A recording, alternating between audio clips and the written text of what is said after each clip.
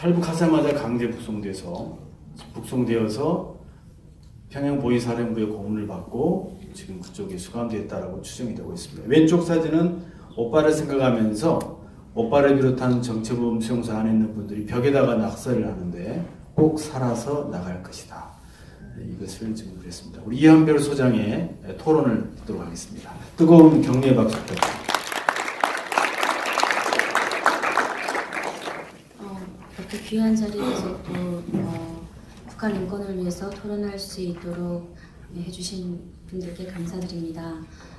그리고 이렇게 추운 날씨에도 북한 인권에 관심을 가지고 참여해주신 많은 분들께도 감사드립니다. 또 특별히 이번 이 북한 인권 국제 포럼을 준비하면서 함께 수고해준 또 저기 있는 자원봉사자들, 그리고 청년들, 또 목사님들, 그리고 여러 협력기관들에게도 감사드립니다. 북한 동포들을 위해서, 특별히 박해당하는 북한 동포들을 위해서 기도하고 또 끊임없이 또 물질적으로도 후원해주고 계신 많은 분들이 계신데, 또 이 자리에도 참석하신 분들이 계십니다. 정말 감사드리고요.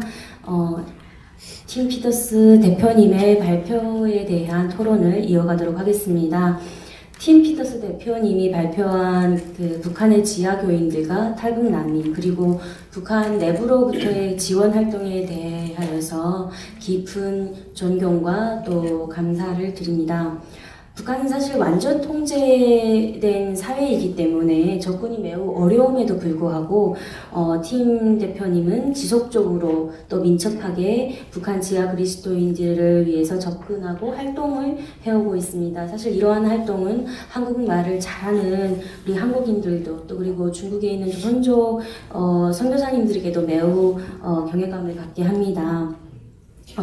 팀 대표님은 북한 주민에 대한 접근을 통해서 북한 내부의 주민들의 인권 상황을 매우 깊이 있게 파악하고, 또 북한의 통제사회와 북한의 신분제도, 계층제도를 이론적으로 잘 정립해 주셨습니다. 북한 주민에 대한 접근과 북한 인권 실태에 대한 파악을 통해 여전히 북한 기독교 박해에 대한 문제를 인권 침해 사례 중에서 기독교와 또 종교인들에 대한 차별과 박해가 여전히 바뀌지 않고 있습니다.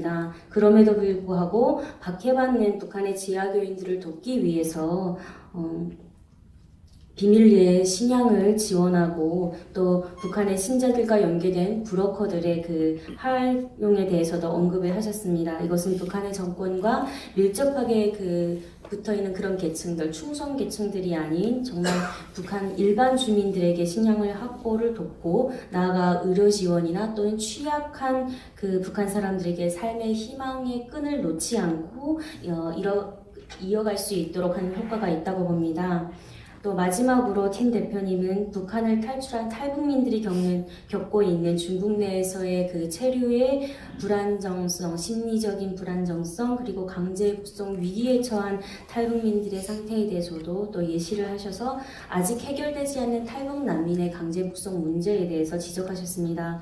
개인적으로 중국의 그와 같은 불법적인 탈북 난민에 대한 부당한 체포와 심사, 그리고 강제 성관으로 인한 매우 아픈 사연을 앞서 말씀하신 것처럼 가지고 있습니다. 저희 오빠도 탈북한 당일 중국 변방 군인들에 의해서 체포되어서 강제 북송된 후 북한의 정치범 수용소에 끌려가서 아직 생사를 모르고 있습니다. 저는 북한에 박해받는 사람들을 위한 우리의 역할 중 하나로 제3국에서 강제 북송 위기에 처한 탈북 난민에 대한 대한민국 정부의 체계적이고 지속적인 외교적 노력을 촉구해야 한다고 생각합니다. 우리가 사실 일본 종군 위안부 피해자들의 구제와 인권보호를 위해 노력하는 것처럼 우리 정부가 탈북 난민에 대해서도 이렇게 지속적인 피해에 대해서 구제하고 노력을 해야 된다고 생각합니다. 지금도 이 추운 겨울 정말 탈북 어린이들과 소녀들이 정말 국경을 넘어서 중국에서 지금 팔려갈 위기에 처해 있습니다. 또 탈북 여성들은 자의반, 타의반 정말 인신매매로 팔려가고 있고 결국 중국 공안에 체포되어서 강제 북송되고 있습니다. 북한 정권은 자국민을 보호하지 못하고 주민들은 북한 주민들에 대한 이동의 자유를 박탈하고 또 이들을 죽음으로 몰아가고 있습니다. 특별히 북한 정치범 수용소에는 종교를 가졌다는 이유만으로도 박해받고 있는 기독교인들이 아직도 생존해 있습니다. 북한 정치범 수용소는 외부로 알려지지 않은 곳들이 알려진 것들보다 더 많이 있을 것으로 추정됩니다. 그렇다면 우리는 이들을 위해서 무엇을 해야 할까요?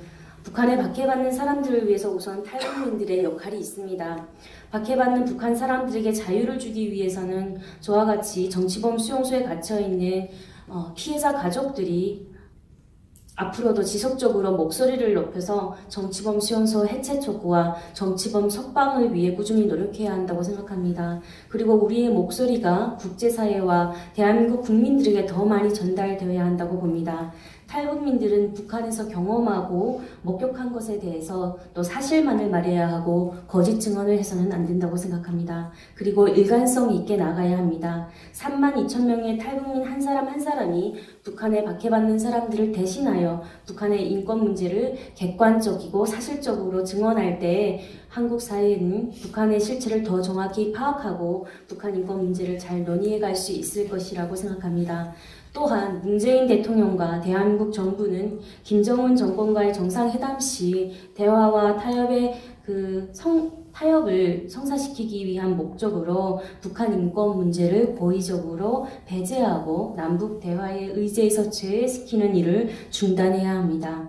그렇게 되기 위해서는 정말 남북 인권 대화를 촉구하는 시민사회와 국민이 정치나 당리 차원을 넘어서 국제사회와 국제인권협약에 따라 북한 인권 문제를 다양한 방법으로 촉구해야 할 것입니다.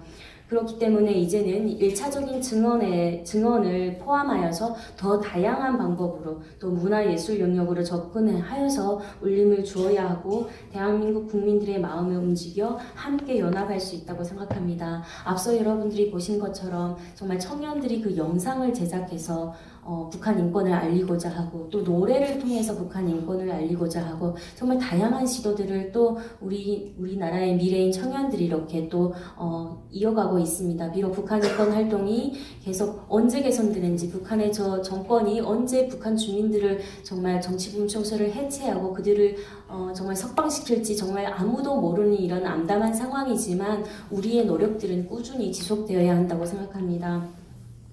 마지막으로 자카르 코리아 캠페인과 북한인권 국제포럼과 같은 이러한 움직임을 통해서 북한에 박해받는 사람들의 자유를 위해 북한 정치범 수용소의 해체 운동이 국제사회와 더불어 지속적으로 이어지기를 간절히 바랍니다. 감사합니다.